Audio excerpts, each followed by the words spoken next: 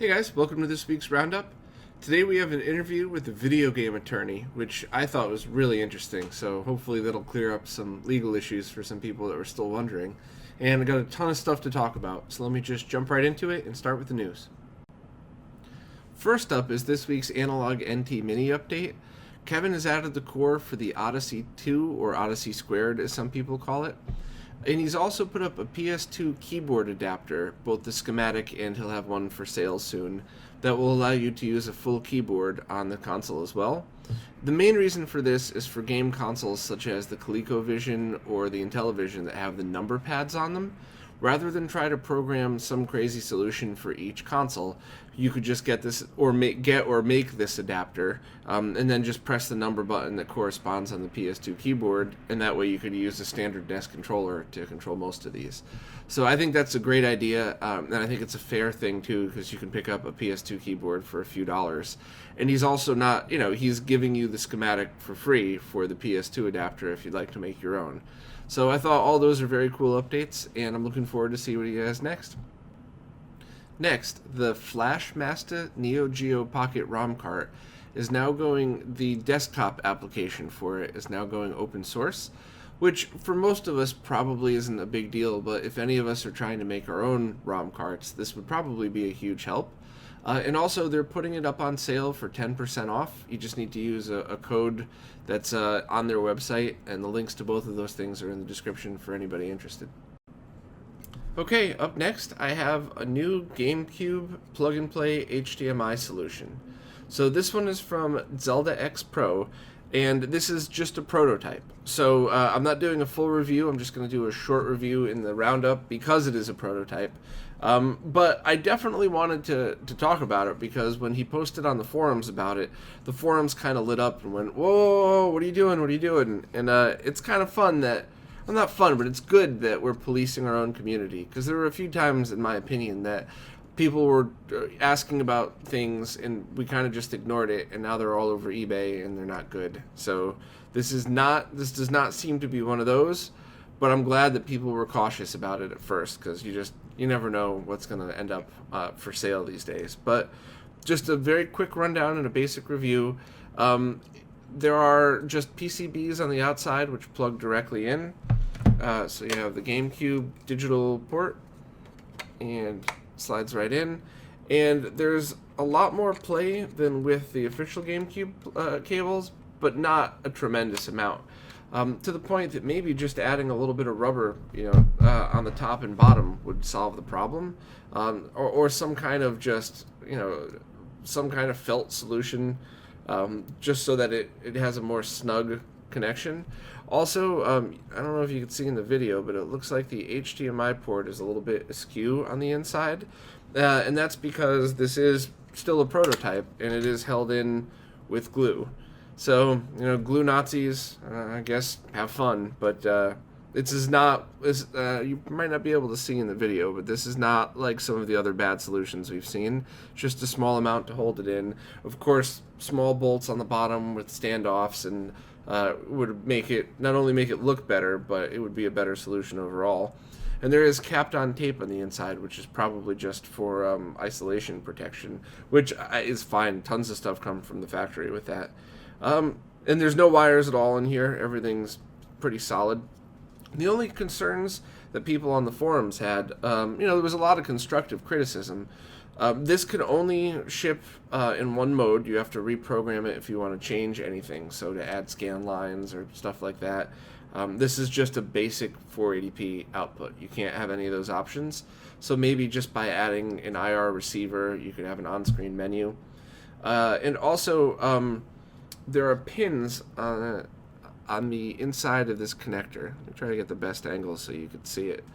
But there were concerns that these pins might get bent and cause a short. And while it's definitely a possibility, in the minimal testing that I've done, so I've just basically unplugged and plugged it in a bunch of times, it didn't seem like that was the case at all. Obviously, there's always the small chance you could plug it in upside down. The two PCBs are different thicknesses, so it's hard to plug it in upside down. But once again, adding a bit more rubber on each side would probably, or rubber or felt or some kind of buffer on it would probably be the right fix.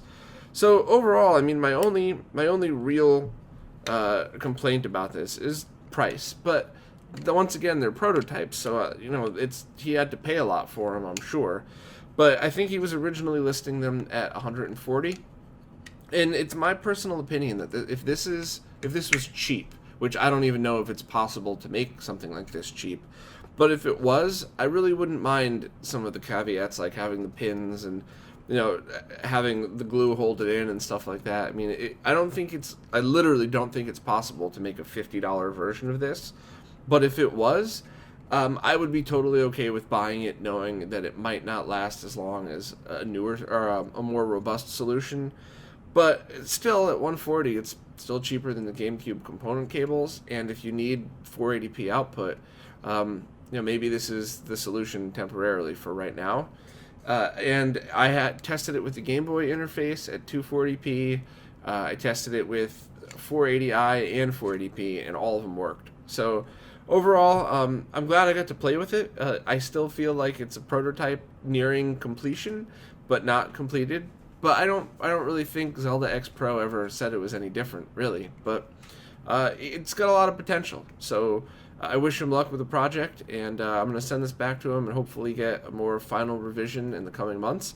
And I'll do a full, real review of that once I do. So good luck to him, and yeah, cool product. Up next, I actually think this is old news. I just kind of stumbled upon this the other day. On bitbuilt.net, they're reprogrammable Game Boy dev carts, and they're very cheap. So it's not a ROM cart. You can only flash one game at a time. But a 1 meg cartridge is $20, a 2 meg is $32.50, and a 2 meg with real-time clock is $45. So if you were looking for a very cheap way to just flash one game at a time, or more importantly, if you were looking for a way to test your own new homebrew ROM, this seems like the perfect way to do it. So I'll leave a link in the description, and like I said, I'm sorry if this is old news, but I'm just stumbling across it now, and I imagine it would be a big help to a bunch of us who are working on Game Boy projects. Next, the Wii U version of the game Bloodstained has been cancelled. Bloodstained is from the Castlevania team, and they're calling it like the spiritual successor to Castlevania, and it is now going to be available on the Switch, but not on the Wii U, which kind of makes sense, I guess, based on how Nintendo's treating the Wii U as well. But the good news is that if you ordered a Wii U version, you're allowed to take the Switch version instead. And if not, you could get a PC, PS4, Xbox One, or Vita version instead. All you need to do is just go and make a change. And you have to, or you could get a refund as well. But if you want a refund, there's an April 20th deadline. So there's a link in the description to this exact post for anybody that has backed the Kickstarter of this. And hopefully we'll get to see the finished version of this game soon. Next, there's another update to the Game Boy interface software. It adds a bunch of features, including rumble support for the low latency version, which seems to be the one that most people are using with their FrameMeister. Also, sorry to Extrems, I think I missed this one last week, so I guess this news is about a week late, but if you're using the Game Boy interface software for your GameCube, definitely update to the latest version and check out the newest features. Next up, the Bliss box has started a new funding campaign for its next generation of adapters and cables. So basically, the Bliss box is a controller adapter that allows you to take controllers from most consoles and output them through USB to a PC or Raspberry Pi or certain other consoles that support USB input. You could still buy the kit right now for $120 that comes with the main adapter plus individual controller adapters as well, and that comes with all of the most popular ones that you'd expect, like SNES, Genesis, NES, and all that. The campaign is for individual cables that are coming after it, as well as future funding of the Bliss box itself.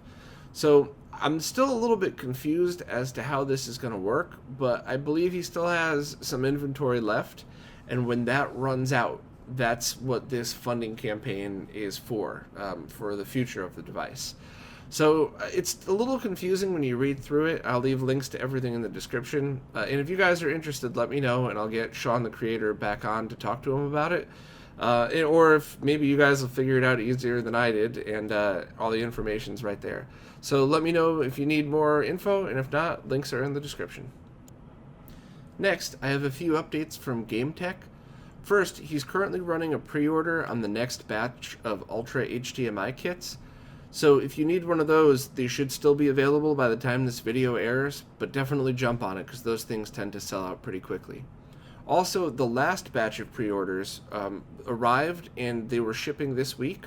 So if you haven't received yours yet, you should fairly quickly.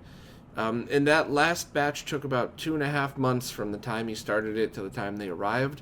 So anybody buying from this batch should probably be a little bit shorter than that, but I would expect about 2 months, which seems pretty fair for, a pre-order style product. Also, Marshall added an in-game reset feature, but you have to add a wire from the kit to a spot on the N64 motherboard. But it's still a pretty cool addition to have on there for anybody that needs in-game reset. So once again, the link is in the description. So if you need an HDMI kit, definitely Ultra HDMI kit for the N64, definitely pick one of these up right away. Nintendo just issued a statement about the JoyCon controller problem for the Nintendo Switch. And basically, it was a manufacturing issue that they've cleared up. If you need your Joy-Cons repaired, you have to send it back to them, I think. But which kind of sucks because that's the only way to control it. You can get a second set of Joy-Cons for $50 on Amazon. So I guess you could have a backup set while you wait, or you can get, maybe the Pro controller for it for what I think it's still $80. So it really stinks if you have a Joy-Con that's affected, but they did correct the issue. It won't happen in the future, supposedly, and there is a fix for it. So it's not the fix everybody hoped for, and me personally, even though I'm really not good at modding, I would still rather pop my Switch controller apart and, do some kind of basic mod to it rather than send it back to Nintendo and wait for them to eventually get to it. So I guess it's up to you, but the link is in the description for more information. Arcade Forge now has the full production version of the Pi 2 SCART available on their website. I showed it off a couple weeks ago, or maybe a few months ago now, and I had the prototype version that they were still working on, but now it's all finalized and it's been working great for me. I guess the only difference between my version and the final is they had a few jumper wires just with taking care of some last minute design changes. But the official version looks identical to it, just a perfectly clean board, and I've had great luck with it. So if you're looking for just a quick and easy SCART Raspberry Pi solution, this is definitely the one I recommend at the moment. And I think they're even offering it to sell it with the Raspberry Pi 3 and everything else right on their website. So, it's, as much as I'm not the biggest fan of emulation, as I keep saying, I just, there's no better way to do it for arcade machines right now. And I love using mine just to emulate all the old arcade games I love to play. So, if you're interested, link to Arcade Forge is down below. The other day I saw that Artemio had retweeted a very cool article about the first video game Easter egg. And it was a good read, but, spoilers. I guess at the end, the person figured out that if the arcade machine was set up in a certain way, you could do a crazy button combination to get 10 free plays when you insert your coin. And I love weird little things like this. So I highly recommend it for anybody that likes old game info or arcade games and stuff. And they actually talked to the original creator of that arcade machine in order to figure out if that Easter egg existed. So kind of a cool piece of history. There's a small update to the OSSC Wolf Edition project. The developer got the first prototype boards in and will be assembling them this week. And if there's no issues, he's going to start working on the production versions soon after that. And once again, the OSSC Wolf Edition is pretty much exactly like the original OSSC, with a few more hardware features tacked on, such as audio through the output from by default, and other audio inputs as well. So another cool project, and I hope to get more solid news on when people can buy that one soon, because I think that's something that a lot of people might benefit from. There's an update to the Wonder Boy remake. Now Wonder Girl is going to be a playable character in the game, both in the original, or both in the new version, as well as the 8-bit version that's going to come with it. which is pretty neat. So I never really got into those games too deeply, but I think I'm really going to dive into this one when it comes out on the Switch, and I can't wait to switch back and forth between 8-bit and 8-bit and newer HD modes just to see what that feels like. RetroHQ has posted an update in regards to their Neo Geo Pocket Flash project. He got the final PCBs in for it, and it looks good. So he should be doing pre-orders for that fairly soon. As soon as pre-orders are open, I'll definitely report about it. And it's pretty neat. So I'm sure it's going to work exactly like his Link's ROM cart that worked perfect for me. And I love anytime you could just dump a whole ROM set on an SD card and be done with it. That way, you know that you have all the games there ready to play. So if somebody says, hey, have you ever tried out, you could just pick up your console and start playing. So I'm looking forward to getting one in for testing, and I'll let everybody know when pre-orders are open. Reddit had an AMA with Mark Turmell, who was a developer for Midway back in the 90s and worked on games such as NBA Jam, and I thought it was really awesome. He gave a bunch of little insight kind of behind what happened and some fun little things like NBA Jam was made and tested in Chicago, and Michael Jordan was actually a character in all those early games, but he had to be pulled weeks before the game was shipped because he, I guess his Nike contract must have conflicted with it. Also, after the game became a hit, Gary Payton and Ken Griffey reached out and wanted to get a custom game with themselves added. And he said Michael Jordan actually wanted one as well, so they made special EPROMs and gave those cartridges to those people. And he actually said he would try to find those to see if maybe he could dump the ROMs for us. I wouldn't hold my breath for that, but holy crap, that would be really awesome if he did that. And he also told a pretty fun story about how when The Undertaker came in, he refused to do any work until somebody brought him whiskey, and then as soon as somebody brought him a drink, they said he actually worked really hard and helped a lot on the wrestling game. And how when Aerosmith came in, they requested porn mags before they'd work. So weird, but a fun AMA to read, and it seems like a cool guy. So I hope to hear more from him in some of the games he's been working on lately. Somebody on the SMS Power forum had an interesting project that they'd been working on.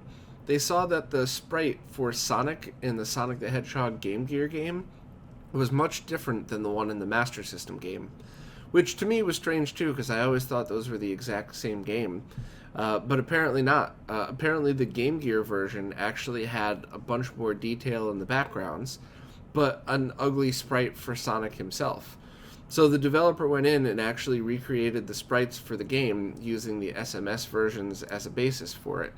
And it looks pretty neat. So I'm showing pictures up here for anybody listening, and I'll have a link in the description. He also posted a YouTube video that showed how he did it, and it's English subtitles because I believe it's in Spanish. So another very cool project that I would have never expected, and I always love weird little things like this. So I'm interested in seeing. There was just recently the Game Gear to Master System hack of the Game Gear version of Sonic. So hopefully they'll implement this hack into that, and I'll be able to play the Game Gear version in full screen on a TV. It's kind of weird, because like I said, I always thought they were the same, but I guess not. I guess still, all these years later, we're learning about little intricacies and differences between them. It looks like Nintendo is shutting down their DSiWare shop for good this Friday. This is something that they've given almost a year's notice for, and it's something everybody expected, but Friday is now officially the day. So I don't even think you were able to actually purchase more credits for it as of months ago now.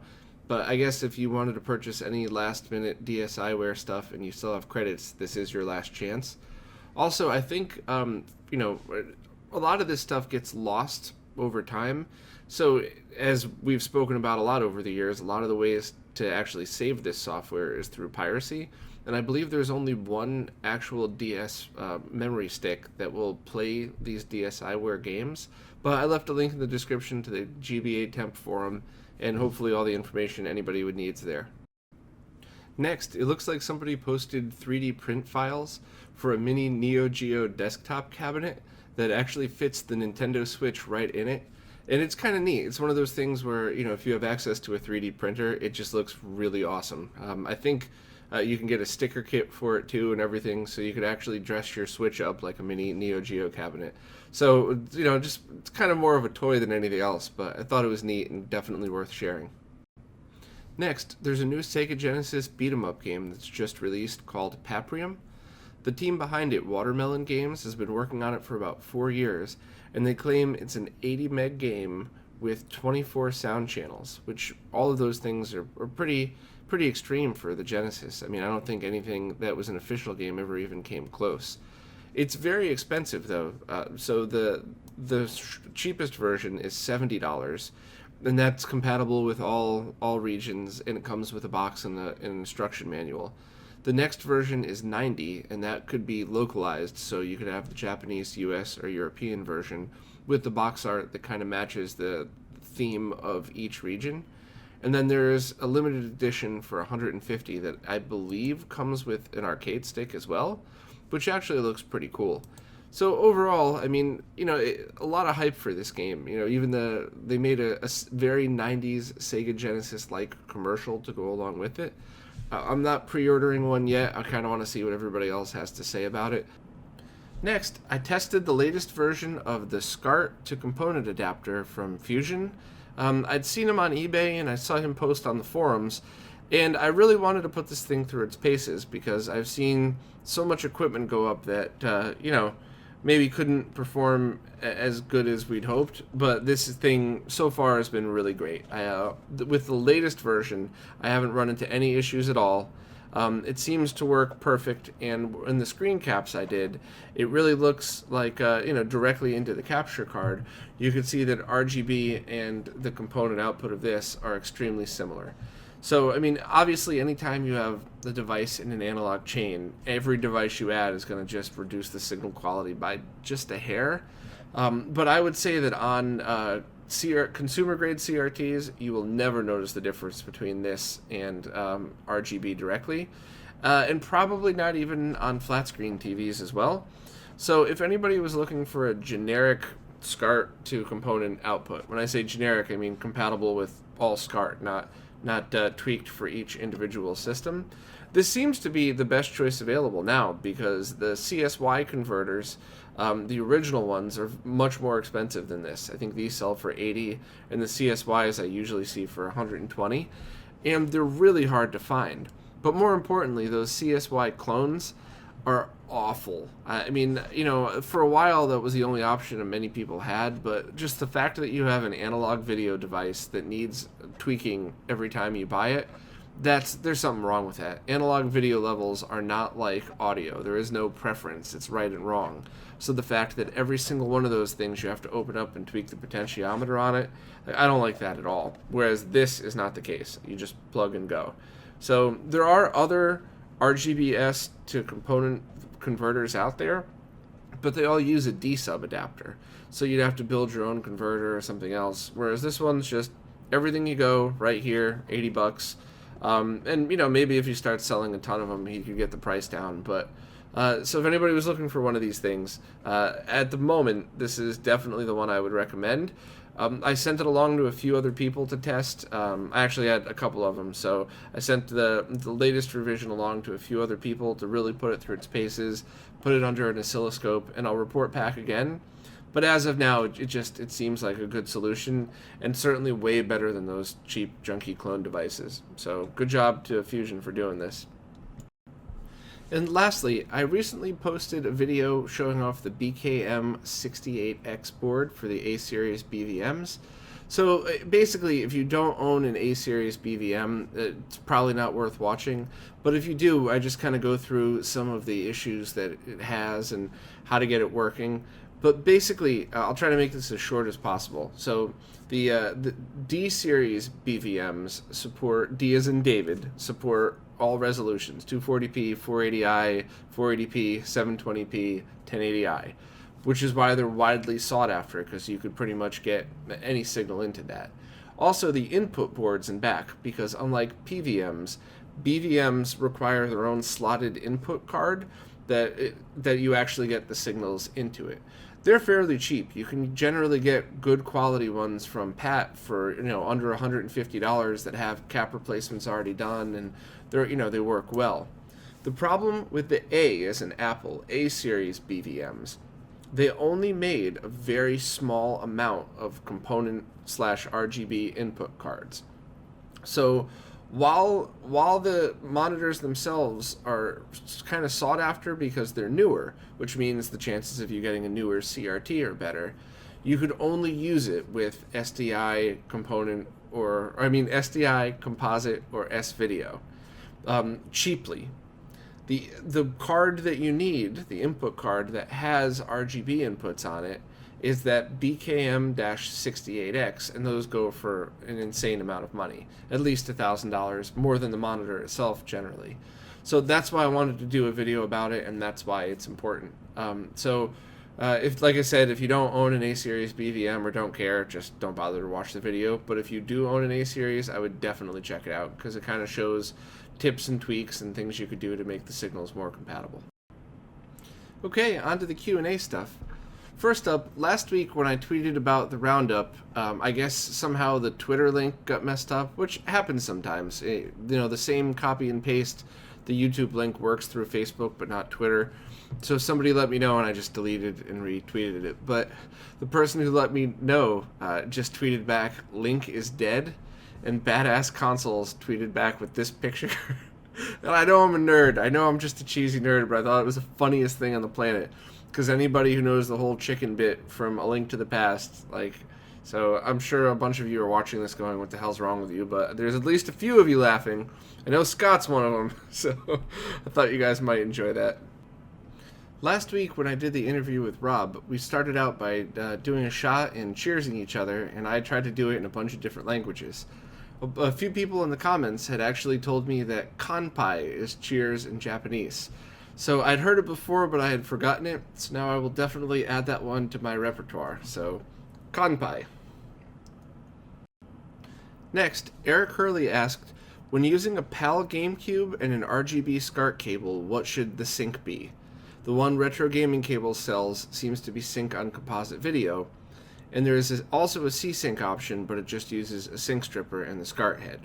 I've got a G-SCART with a sync stripper built in, so I assumed it would be pointless to run two strippers in series.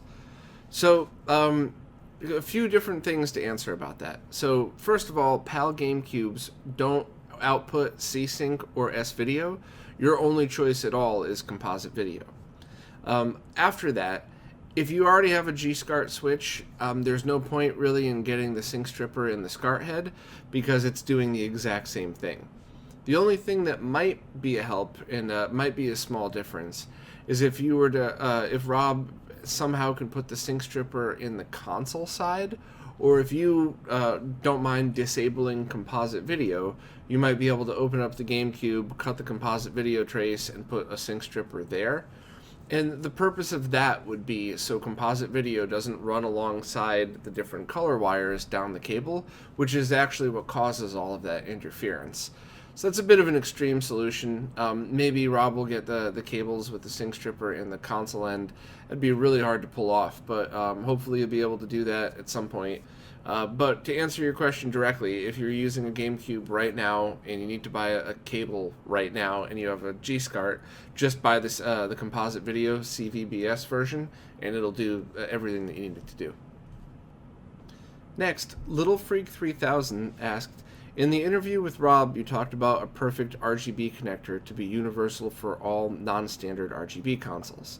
Why not the Genesis 2 style Mini DIN 9?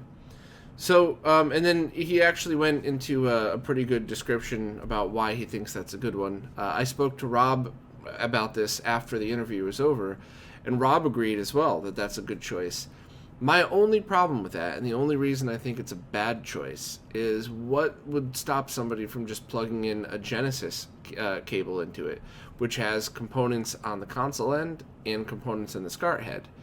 And as much as you tell somebody, oh, well, it's a different cable, at the end of the day, it's, if it plugs into the same port, then it's going to cause issues at some point. And, the other side of that as well, then you could just design it so that, you don't have the 75 ohm resistors on your custom board. You could have it in that cable. That's just a nightmare of issues as well. So, in a perfect world, if Sega had made their Genesis consoles with the components on the board itself, then this would be a non-issue, and it would by far be the perfect way to do it. But unfortunately, the more I look into this, the more I realize that I don't think there is going to be just one round connector that goes through all of the prerequisites of it's going to have to be around for a long time, it's going to be cheap and mass-produced, it's got to be something where you could get shielded cables for it. And, the only thing close enough to this that I found is VGA style. But then there's always the issue with, as soon as somebody sees that connector, they're going to try to plug it into a VGA port. So it's still up in the air for what the best connector might be. But, any suggestions, obviously, we're open to hearing all of them. And hopefully we eventually could come up with some retro gaming standard connector. These last few Q&As are in regards to the video I did on that BKM68X board. First, plasmunky said, regarding the statement for 480p not being compatible with HD SDI or standard SDI, you're correct, but supposedly there was a standard that did support it called ED SDI, and he doesn't think any BVM cards actually support ED SDI. So if anybody watching this happens to know, if there's any way to get 480p into some kind of SDI or HD SDI, please let me know, because at the moment I don't think there's any way at all. I think the only options are 720p and 480i. And lastly, a few more people chimed in about the 68X and said, so in short, stay away, it's not worth it, or it's too much time, trouble, and money for subpar results. I think they were actually misunderstanding the whole issue. So BVMs at all are really, really hard to come by. And when you do, they're very often beat up. They need a full cap replacement, calibration. So when you stumble across an A series for a decent price, they're much newer. The one that I was testing in that video was from 2008, which is less than 10 years old.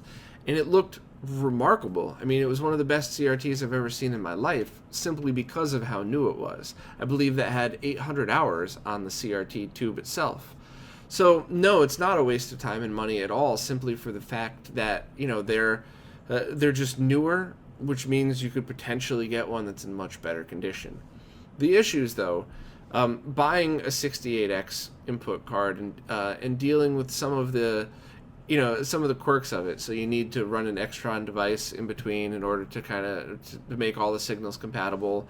If the 68X card was cheap, or let's even say it was $500, I would still say it's worth it, just because you're getting something that's newer and potentially, a lot less use on it. And, to deal with little quirks is fine. But the other thing is, there's still other ways around this. And the most extreme way, which is actually a good use, is if you find a D series with a really beat up tube that barely works, but the cards themselves seem fine, or even if they don't, even if you just find a beat up D series with a bad tube, you could pull that tube out and then you could recap the whole D series and put in the tube from your A series. And now you basically have, because the tubes are completely swappable, so now you have a D series BVM that, with all your input cards restored and everything's in good condition. And that in itself, I mean, buying a beat up D series for $300 or $400 and then buying a great A series with no input cards at all for $500 or $600, I mean, you end up with, you might have to have a couple of $100 to have the tube swapped and to maybe trade out the cards for ones that have had cap replacements. But at the end of the day, I mean, it's still top dollar, but you're getting a fully capped monitor that supports all resolutions. And then, of course, there's all the other things. If we could somehow find a way to get 240p through SDI, that would certainly be a perfect solution for anybody that wants to do old gaming. Or if somebody figures out a replacement card for the 68X, if somebody wants to do a homebrew method of that, who knows? But the only thing that I wouldn't suggest is, a few people asked, what happens, could you do like an RGB mod and go through the jungle chip like you would a consumer grade CRT? And my only personal opinion on that is, if you're going to go through that much trouble, you might as well just swap the tubes with a different monitor, because, I mean, that's not easy to do. You have to take the whole thing apart anyway. So I definitely wanted to clear up the misconceptions. If you're a retro gamer and you want to go out and buy a BVM and start playing, don't get the A series. Stay away because it's a lot of effort. But if you happen to stumble across one cheap, if it's your only option, if whatever reason one ends up in your lap, like, it's not, don't throw it out. It's not useless. There's different things we could try to do to it, and different ways we could, try to work with it. And not to mention, if your favorite console is like PS2 or GameCube, and the majority of the games are 480i, then just getting a SDI adapter might be a perfectly good solution. So it really depends on the situation, but it's not a waste of time and money, and they're not junk monitors. You just need to know what you're getting into when you buy an A-series monitor versus the rest of them. So I hope I didn't ramble too long on that. I just wanted to make sure to clear up all the misconceptions about that one. Okay, up next I have an interview with Ryan Morrison, the video game attorney.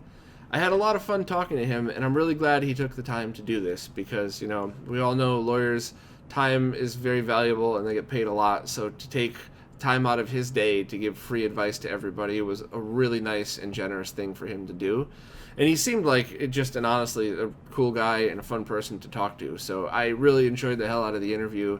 I hope all of you guys do too, and I hope we could clear up some misconceptions maybe that people had with different legal things in the video game community.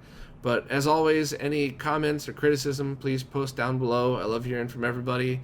And I'll definitely leave a link to the Video Game Attorney's Reddit post, which had a lot of amazing information in it as well as links to his firm and him, how to contact him directly. So big thanks to Ryan, and I'll see you guys next week.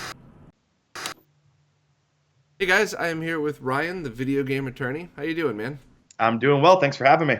I'm really excited to have you on for a million reasons, to share your knowledge with the community, and also because it's very rare that I get to talk to a lawyer preemptively. Usually when I do, it's talking to me about getting myself out of trouble I've already gotten into. So that's true with everyone in your industry. Usually you guys call us after something's on fire, when it's a lot harder to deal with and a lot more expensive to deal with. Yes, exactly. So I think most people watching probably know who you are, but just for the people that don't, would you want to just give a quick background and just kind of how you ended up where you're at?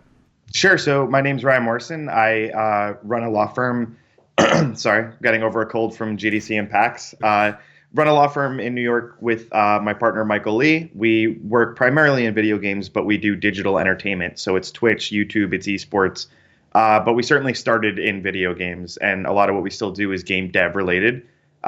We help everybody kind of go from hobbyist to professional. We help you with your trademarks, your contracts, make sure everything you're doing is the right way so you don't have to call us when there's a problem later on. Mm-hmm. And that's where we kind of made our home in the industry. Gotcha. So when you were a kid, were you into video games and then got into law, or did you always kind of, did you watch Law and Order and want to be a lawyer, but then also loved video games? Like, what made the connection? Yeah, actually, we get asked that a lot, and it's funny because I didn't know video game law was the thing when I started. It kind of wasn't a thing when we started. There were a couple people working in it, Tom Biscaglia for one, Jim Charney for another, Gregory Boyd, but there was a handful of people kind of doing the entire industry. And I went to law school for criminal law of all things, and very quickly realized that's not what I wanted to do. Litigation's not like they make it look on TV. No, it is not. And to this day, I have not been in a courtroom as an attorney. It's just not the kind of law I do. We do a lot of transactional. My partner is the litigator. I do the transactional side usually.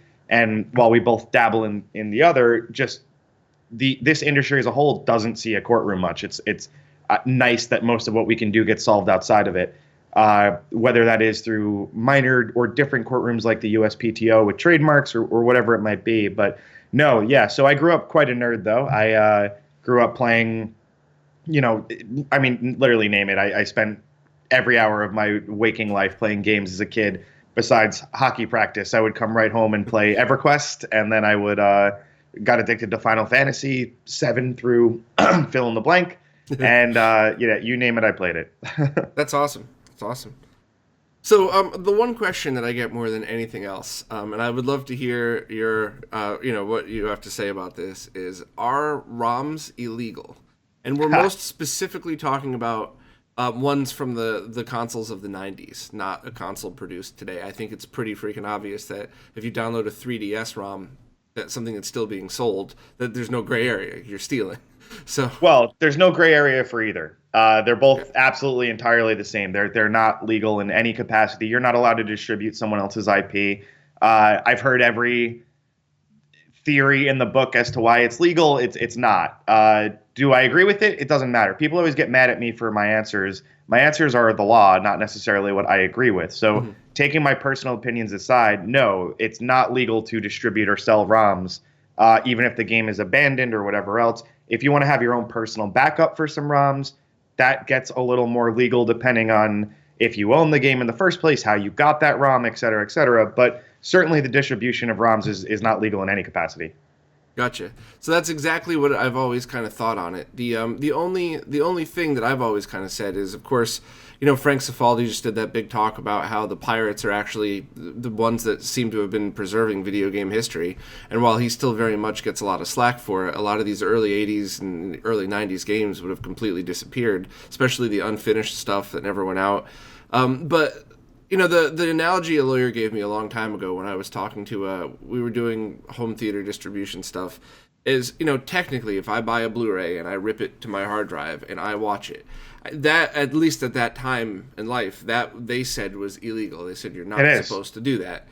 But they were also told that if I did that personally, no one's going to come after me for it. Not only because Sure. they wouldn't know, because it's a waste of their time.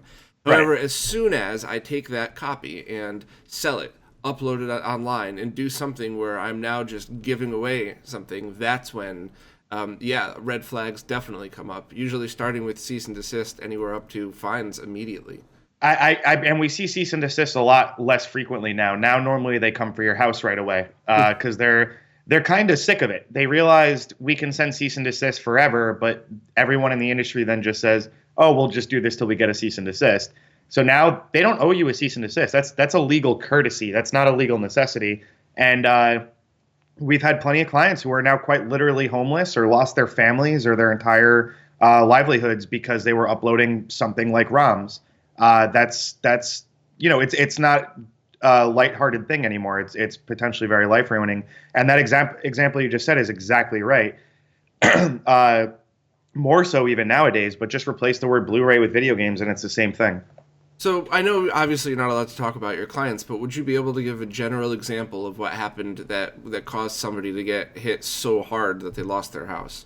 Sure. So, one example that is a little public, I can't say who it is, although they've talked about it publicly quite a few times on Reddit. Basically, they were making and this is a piracy example. There's worse examples for just trademark and copyright infringement or whatever you might want to get into. But what he was doing was quite literally running a ROM website, and the website was making a ton of money off advertising and things like that, and it became his full-time job. He was running a ROM website. He was also doing some other things on there, but what actually destroyed him was the ROMs. It wasn't the movies he was distributing or anything like that. I think he even had music on there. He could have got hit a million different ways, but the game companies are the ones that came after him, two in particular. And they basically said, you can sign this, you can pay us X amount of dollars, a life-ruining amount, or you can pay us a tenth of that and sign this summary judgment saying a consent judgment saying that you are wrong, you're admitting you're wrong, and this is illegal.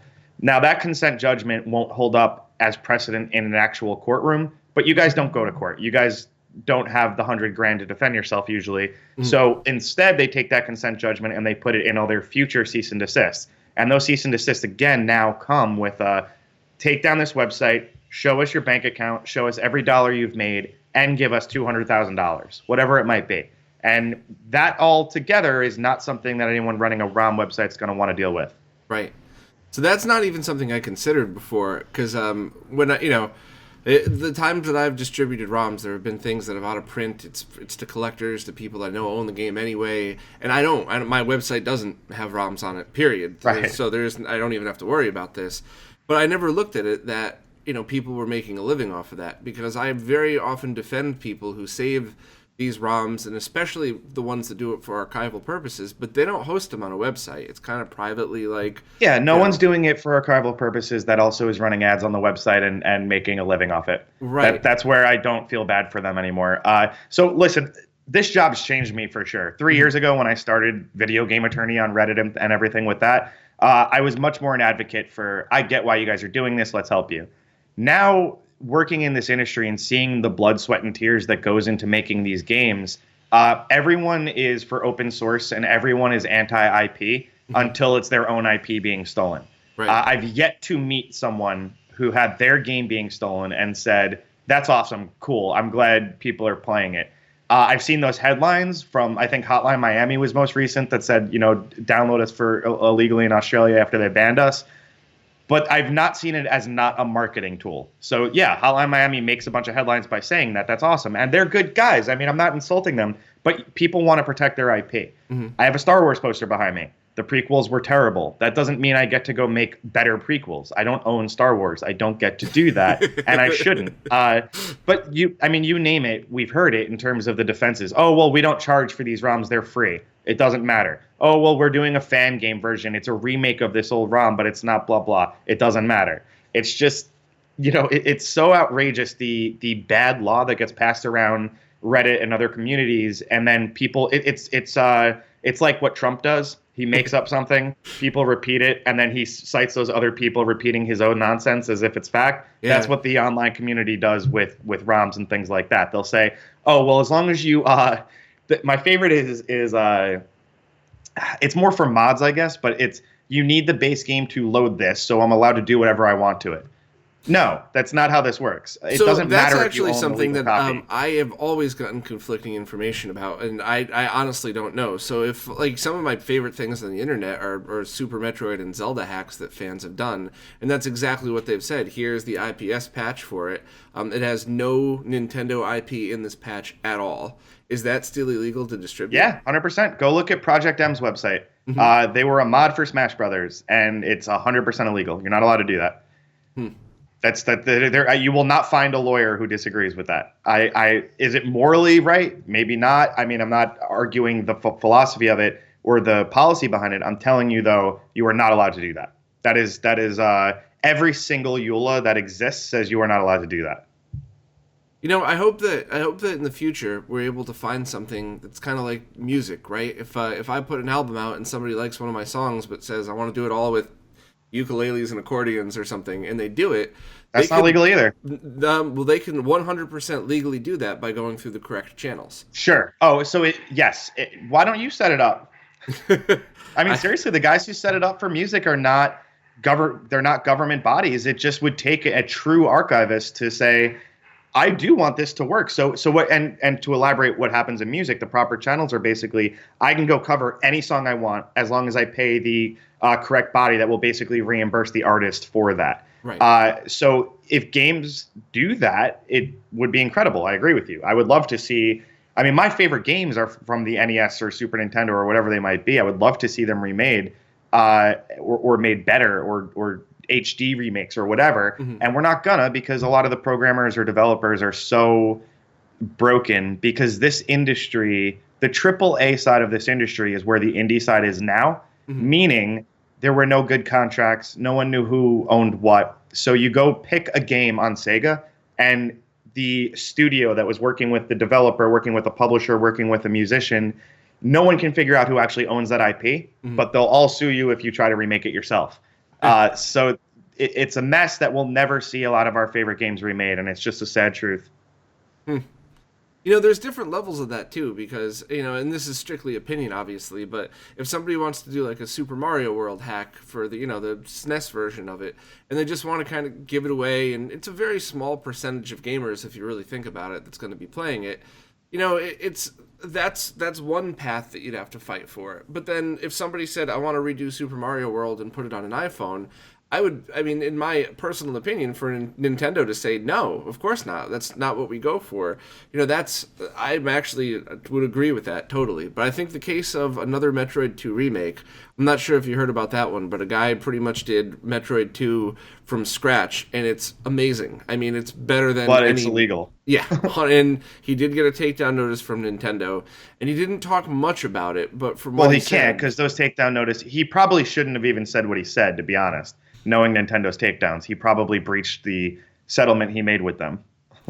I don't represent him, I don't know that, but He said very little, so Yeah. And I kind of always wondered what happened. Was it just Nintendo saying, look, dude, no way, you gotta, take this down, and we'll leave you alone, or was there more behind the scenes that he's not even allowed to talk about? Well, I mean, just pure speculation because I don't represent him, but I would say the way this normally works, and not Nintendo. Nintendo gets a bad rap for some reason as the most litigious company. They're not. I mean, Sega gets hailed as a savior of everything. Go try to make a Sega remake, a Sonic remake for the iPhone, and see what happens. I don't understand where the internet kind of made those two parties, one evil, one good. It's just completely inaccurate. Sega sends out just as many cease and desists. But that said, let's take Metroid for a second, or let's remove Metroid and say Game X. The way those settlement agreements happen, where instead of pay us $250,000, you pay us $25,000 or whatever it might be, that only gets lowered if you sign a non-disclosure and non-disparagement agreement. That means you cannot talk about this at all, and for the rest of your life, you're not allowed to say a bad word about the company suing you. That's crazy, but that's how it works. That's what you're saving $200,000 for, to not say bad words about it. I get personally upset with people like Paprium or whatever their name is making the KOTOR remake, or they were. I don't even know if they still are. I think those people are dangerous and to be blunt about it, just not good people. Because on their website, it says something like, is this legal? Yes. And then 2 pages of absolute bullshit, just complete wrong misinformation that other people that are non-lawyers will read and say, oh, cool, this is legal. Here's why they're allowed to do it. Here's why they're able to do it. I'm going to go do it myself. And whoops, my life's ruined. So, those people remaking KOTOR, they're going to get theirs. Most of the time that the cease and desist and the lawsuits don't come until you actually release something. And I apologize, there's construction going on outside of my office. Oh, I'm in New York City. It's happening since I hit record too on mine, so hopefully we won't pick it up. Yeah, no, cool. So it's a matter of they get insanely pompous about the fact I've been doing this for 4 years and I've not gotten a takedown. Okay, release your game. Watch what happens on day one. They're not going to wait 4 hours after it. The second you release it, they're going to come after you because now there's actual damages that they can prove. Doesn't matter if your game's free. Doesn't matter if your game's $1 million. You're going to be homeless. Yeah, that's it's kind of a scary thought, especially a lot of these. There was one team that redid I don't want to get too specific now in case Nintendo's listening, but they basically took a Japan-only experience that happened in, I think, 96 or 97, and now they made it so people could experience it either on emulators or on home carts, and they just put up the patches, and it's kind of hard to find too, so it's like, it's by no means are they making 1 cent off of it, and it's I mean, in my opinion, such an unbelievably important piece of history that I didn't even really know existed until they did this. So, and so far, I know all the team members, and nobody said anything to them about it. So here's the thing, though. That is a good sob story, and that is a good truth, and that is a good, I want that to exist too. But now be in Nintendo's shoes, where they let that exist, and now every idiot on Twitter says, well, if this game can do it, I can do it with this game. And then that mentality and that rationalization goes all the way up to Mario. Legally, Nintendo has to protect their IP, and just common sense wise, they have to. So again, not to pick on Nintendo, they all do it. I really don't understand why Nintendo gets the bad rap, other than the fact that maybe Nintendo has more popular IP that gets stolen more. That's the other thing. That could be it, but historically, Nintendo's always kind of been the big closed off company, and Sega did embrace a lot of their hackers. They hired Christian Whitehead. That's the example I keep hearing. Name another. There was one more. Okay, they fine. worked with Wonder Boy and Monster World team. I think they openly embraced those guys. I think I might be getting that wrong, but there was more than one. So it's possible, but let's be totally. And I'm not anti-Sega and pro Nintendo. Nintendo messes with my clients more than anyone, but it's because of what I'm about to say. Name 5 Sega properties that are going to be ripped off and redone, and then name 5 Nintendo ones. You could name 5 million Nintendo ones before you get to your 10th Sega one. Yeah. That's why Nintendo has to do this more. Legally, they have to police their IP. Really, what Sega titles are you going to remake that are going to be so good? I mean, how many Sonic fan games do we need? You take Nintendo, though, you have Pokemon, you have Mario, you have literally an endless list of great sought-after IP that people continually try to remake and redo, and that's why Nintendo has basically a policy of we're not going to talk to you, we're going to sue you. Sega has that same policy unless it gets super popular on Twitter or Reddit, and then Sega gets to say, hey, we're relevant again. Maybe someone will buy us. Maybe we'll finally be allowed to exist. It's all marketing. If you think that Sega is just, if you think you can go back in time to the height of the Genesis and use today's technology, do you really think Sega would be hiring all those hackers and letting people do stuff? Not a chance, because they were still on top of the world then. Now they're nowhere near it. They're not even on our world anymore. So they're like, thank God we're relevant. Please remake our stuff. Let's make this exciting again. Nintendo, they're fine. They don't need your remake of Metroid. They just don't. And as much as I want to see it too, there's no legal argument for it. Gotcha. So, is there a statute of limitations for games then? So, if there's a game from 1975 that no one's touched before, but it hasn't been, the original content owner hasn't released it to the public, is there some kind of statute of limitations where we? Yeah, but you're not going to like it. It's 70 years after the author dies. Gotcha. So whoever made that game, when they die, 70 years past that.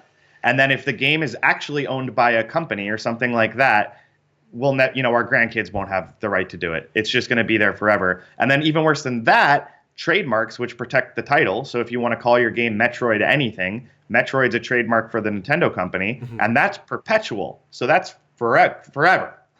And Jeez. As long as it's in commerce in any capacity, it's forever. You can claim a trademark's abandoned after 3 years, but you're not. It's not a fight that I'd want to be on.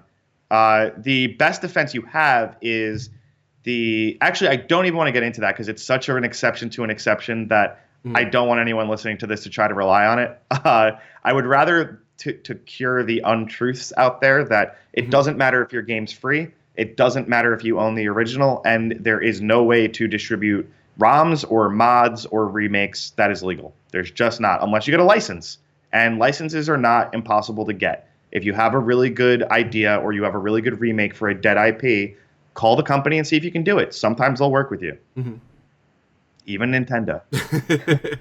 So, what about the hardware then? Because you see all these NES clones popping up. Isn't there a statute of limitations on the hardware, and that's why people do have the clones? To be perfectly honest with you, I am not a patent attorney, and I talked to our patent attorney about this exact fact. And I felt like how I talk to everyone about trademarks. Like my eyes glossed over. I couldn't really follow it. It's such a high level conversation about the actual science behind the things and what is protectable under a patent and what is not.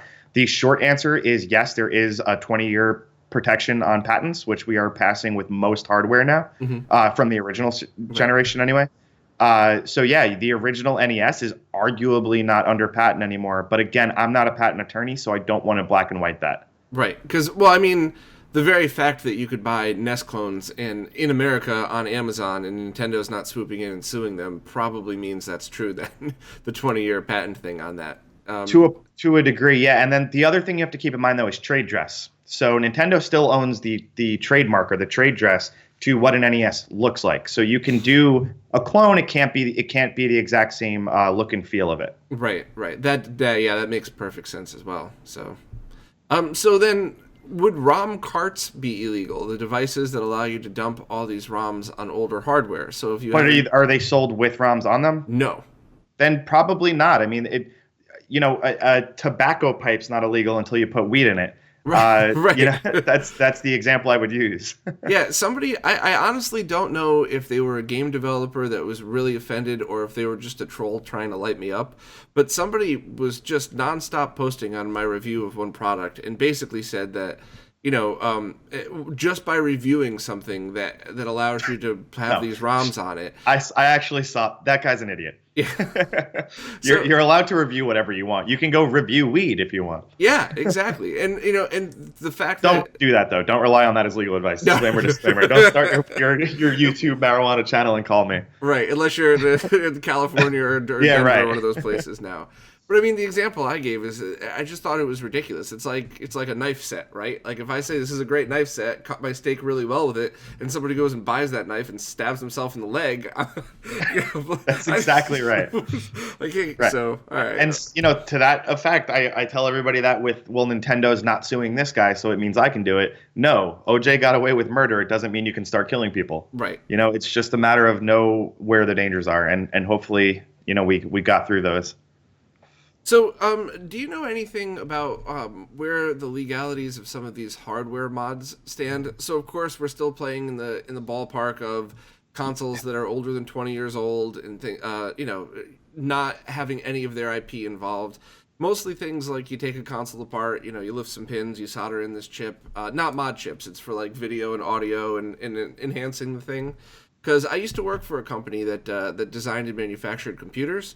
And one of the guys there who had been doing electronics for a million years basically told me that like anything that you sell, you have to have the consumer. We used to get CE regulations, but they're all the different ones.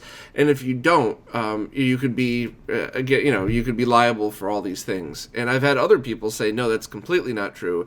You could sell anything and get sued. So just make sure you have an LLC set up just in case. But That's what I was just gonna say. So the worst answer, but the most true answer to this stuff and to all of these things is they don't need to be right to sue you. They don't need the law on their side to sue you, and it'll cost you 50 grand to get sued. It'll cost you 100 grand if you don't win immediately. So the real answer is kind of don't poke the bear where you don't need to. I wouldn't make it a business of modding Xboxes, but Maida Lashani, our associate, wrote a really great piece on jailbreaking iPhones, which is, even though that's a software change, the arguments are very much still the same. And I would, without it, that is such a nuanced issue that the short answer is it's usually not legal in most jurisdictions. It's becoming more legal. It's something that our legislators are actually starting to understand what it means and figuring out good policy behind it, as opposed to what they do with everything else on the internet. That's our biggest challenge, is we're using laws written for newspapers to police the video game industry. Right. It's really difficult.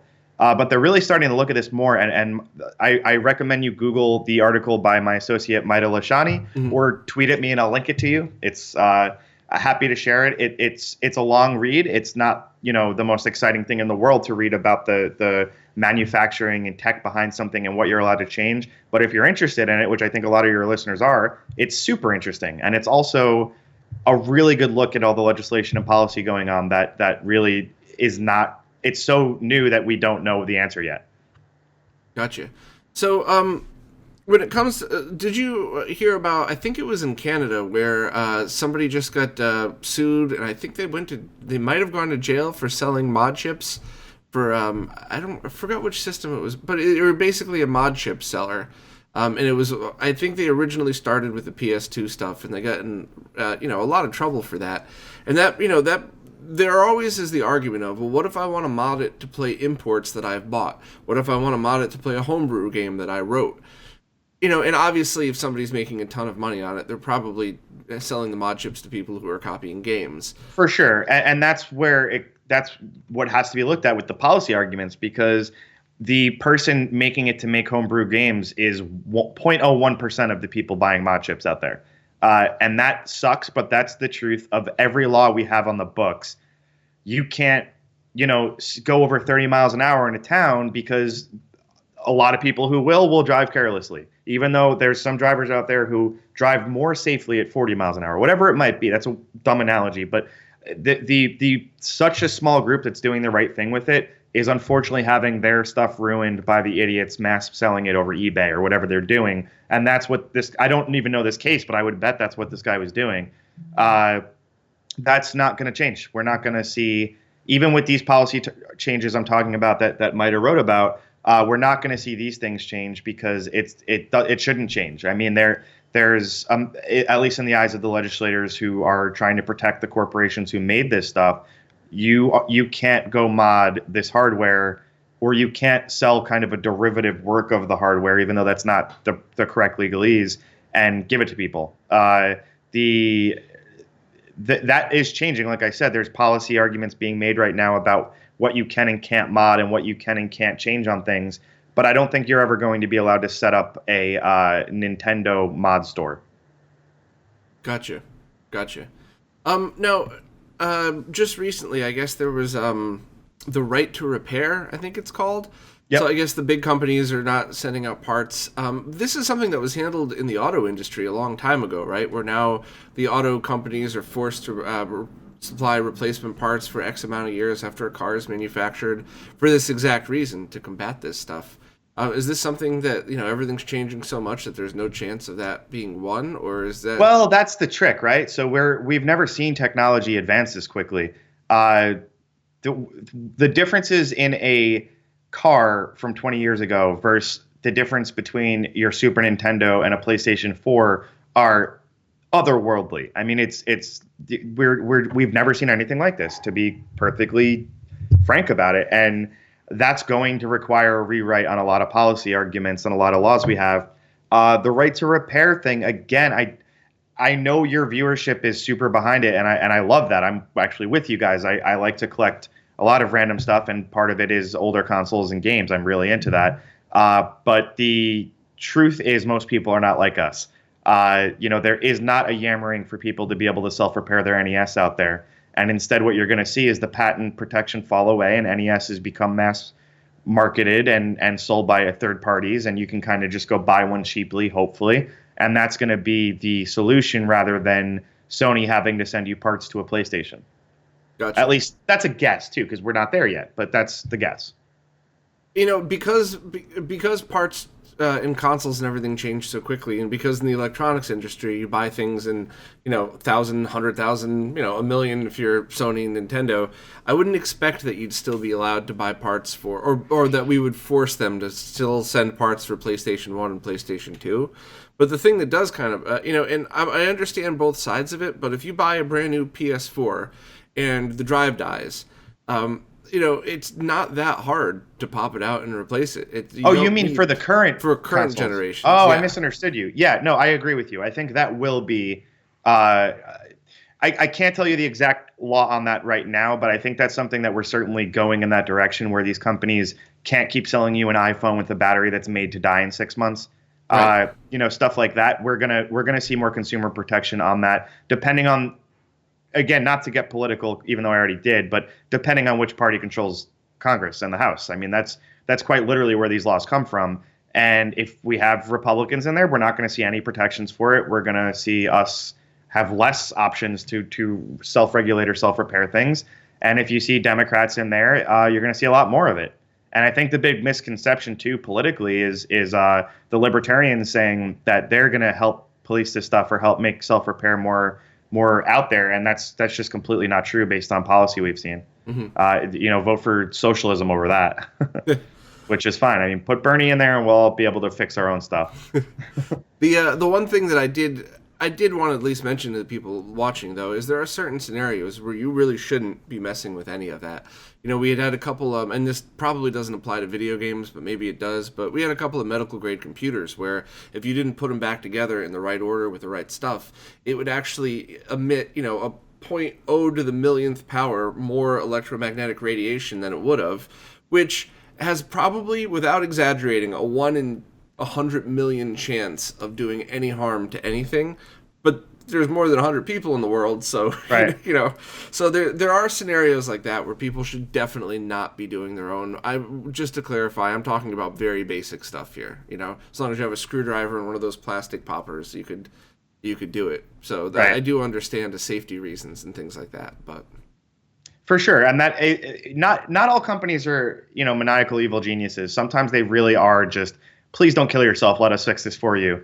But I agree with you. Like replacing the screen on an iPhone takes 4 seconds and 12 cents, and it'll be a month-long process if you mail it in to get repaired that way. Right. Yeah, and the fact that a lot of these places don't repair anything anymore. Like I just ran into this. If you drop your Microsoft Surface and crack the screen, there is no place to get that officially from Microsoft to get that repaired. Your right. only option is to trade it in, and they'll give you a refurb. Yeah. So, and there's people lose their shit about that, because if they have something that they kept in perfect condition, how do they know where that refurb has been? How do they know that's not a beat up thing that, yeah, maybe it's got a shiny new case on it or something? So I do completely agreed. understand that. I think anybody that's ever dropped their phone has been through that before as well. Right. So. No, absolutely. So somebody emailed me a question the other day, and at first I kind of laughed it off, but then I started to wonder, how much merit it actually had. But they said they wanted to start an Instagram account, basically just about video games in general and the new things that are out. And they said they're going to be taking a lot of pictures of like amiibos and Nintendo, basically Nintendo IP. And they said, is that legal? And my opinion is, my perception on this was, if something's in public, of course you could take a picture and stick it on Instagram. But is that wrong? Is that wrong is a weighted question, because, again, you have to look at the total picture. So what are they doing? And this, Jesus Christ, the crane just went crazy there. The whole picture is, what are they doing with that picture? What's it linking to? What's it leading to? Is this to help people do self-repair, or is this to get them to their repair store and sell them a part, or whatever it might be? The whole picture does matter here. So the guy selling mod chips, we're not arguing, is it okay to sell a mod chip to someone, or is it okay to have a mod chip? We're arguing that guy's specific case. And that's the most dangerous part of the internet right now, is that people take a specific case as if it's case law for everyone and everything having to do with that one subject matter. That's the opposite of how the law works. The law looks at everything very specifically. We're as lawyers not even allowed to give out specific answers in a public forum, because they don't want the public thinking that the answer to a specific fact pattern has anything to do with something slightly different. So even just, I would have to see that picture before I could give you an answer. It's that silly. But that's where we're at. That is pretty crazy. I think, at least in the context of what this person had asked, I mean, I get the impression he's going to be walking around and, hey, look what I found at a game store. Oh, hey, look what's up at Walmart. So it's not, you're not taking anything apart or anything. I mean, that's public. You're in public. You're allowed to take pictures. That's fine with the disclaimer, nothing's ever fine, and we're all going to get sued into death. Right, yeah. Yeah, somebody said something to me years ago, a lawyer friend of mine, that remember that anybody could sue anybody for any reason at all. The only question is if they're gonna go anywhere with it.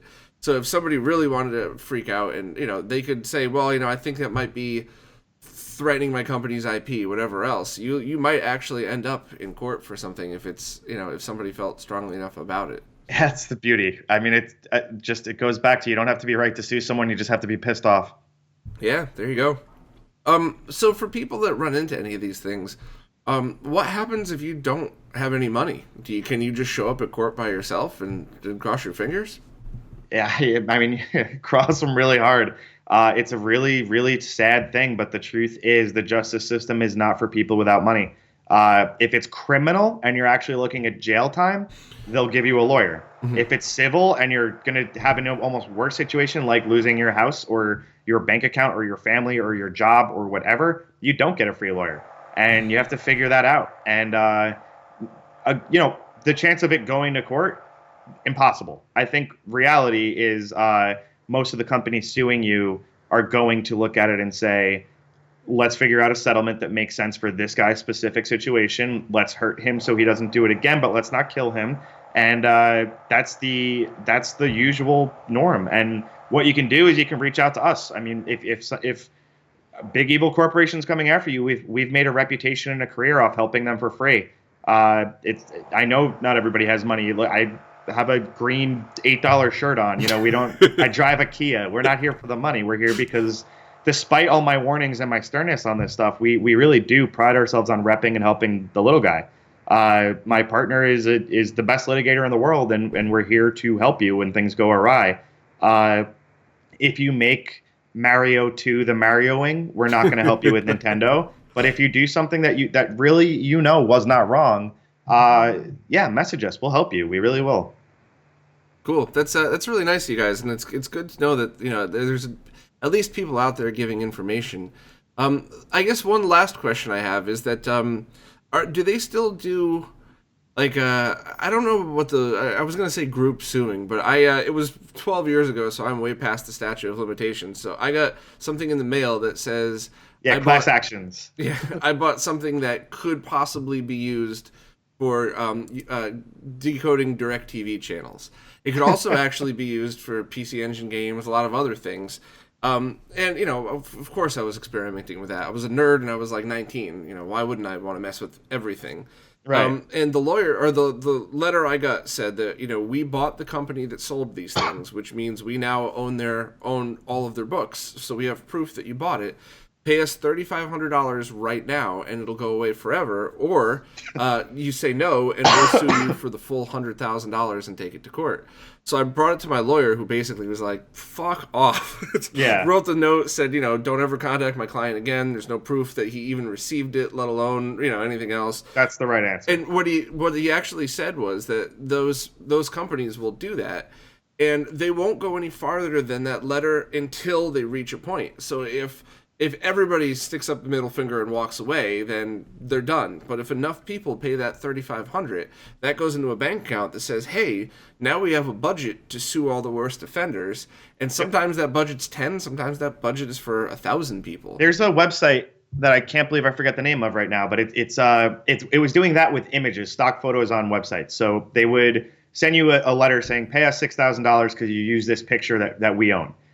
They didn't own the pictures, or they would very loosely be affiliated with the photographer or whatever it might be. It was a scam, and they would never actually sue you. They just said, pay us $6,000 and we won't sue you, or you could ignore this and we also won't sue you.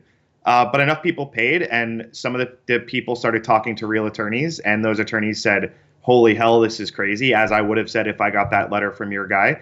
And they got countersued. And yeah, I mean, that's ridiculous. I mean, if what you're saying is how it happened, that's ridiculous.